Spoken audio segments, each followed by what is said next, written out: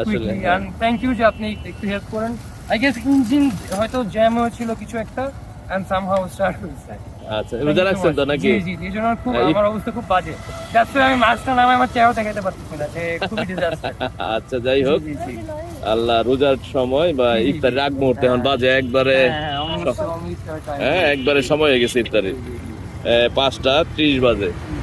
ঠিক আছে, ভালো থাকবেন। যেতে পারবো তো বন্ধ না হয় আর ইনশাআল্লাহ আল্লাহর রহমতে বন্ধ হবে না, অনেকটুকু আমরা আসছি। হ্যাঁ আমি ফার্স্টে মানে একটু কি বলতে চাই যে অবহেলার জন্য আমি লাইসেন্স না করে লাস্ট 2-3 মাস ধরে বাইক চালাচ্ছিলাম। সামহাও আমাকে লাস্টলি ধরেই ফেললো, আর এই জন্য পরে রিয়েলাইজ করবে না প্রশাসন তাদের দায়িত্ব পালন করছে, আমাদের উচিত সচেতন হয়ে সবকিছু মেনটেন করে চলা। তো একদিন এটাই রিয়েলাইজ করলাম, আর এখন এই যে সবকিছু পেপার সবকিছু আপডেট করে এখন আবার আপনি জিনিসটা খেয়াল করেছিলেন যে আমি কষ্ট করে বাইক ঠেলে নিয়ে যাচ্ছি, বাট আপনি সামহাও এসে আমাকে হেল্প করলেন। আমার বাসার লাইন এই দিক দিয়ে আমি এই দিক দিয়ে ইউ টার্ন করি। আপনার দিকে মনে করছি আমাকে আবার মামলা দিতে রাখতেছে। ও মাই গড, আমি আমার কাছে কথা বলার মতো এনার্জিও নাই, সো আমি এটা স্কিপ করে আমি আমার চলে যাচ্ছি।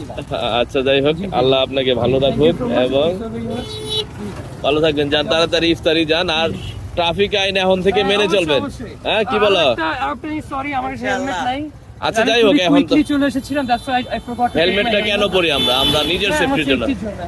হেলমেটটা আসলে পুলিশের জন্য পরি না, হ্যাঁ আমরা মামলার জন্য পরি না, আমরা কি নিজের জীবন রক্ষার জন্য পরি। ঠিক আছে, আল্লাহ হাফেজ, যান ভালো থাকবেন। আর সব সময় ট্রাফিক আইন মেনে চলবেন এবং অন্যকে মানার জন্য অনুপ্রাণিত করবেন। তো যে যেখান থেকে আপনারা আমার ভিডিওটি দেখলেন, আসুন আমরা যেখানেই সুযোগ পাই বিপদগ্রস্ত মানুষকে সহযোগিতার হাত বাড়িয়ে দিই। আল্লাহ হাফেজ, আসসালামু আলাইকুম।